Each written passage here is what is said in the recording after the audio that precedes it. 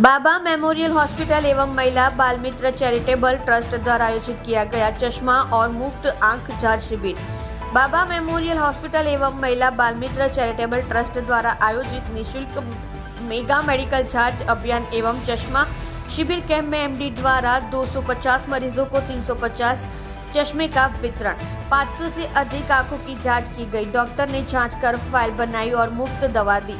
अध्यक्ष मोहम्मद इसार साहब के हाथों से दुआ की गई। अध्यक्ष के रूप में ACP VP Gamit sir, PSI Bharat sir, Wasim भाई, यूनुस भाई, इंजीनियर पारेस भट्ट साहब, रईस भाई, लाल खान पठान, असलम भाई साइकिलवाला, से केसर भाई पीरवाजादा, जुबेर भाई सोडावाला, मेडिकल और मेघनाबेन, राजिक भाई किन्नारीवाला, एकता युवा मंडल अध्यक्ष एवं इस कार्य को सफल बनाने के लिए हाजी जब्बार खान, महिला बाल मित्र चैरिटेबल ट्रस्ट के अध्यक्ष मोहम्मद सफी फुटवाला, उपाध्यक्ष डॉक्टर अजय सिंह और क्षेत्र के विभिन्न ट्रस्टों के ट्रस्टियों ने कड़ी मेहनत की है।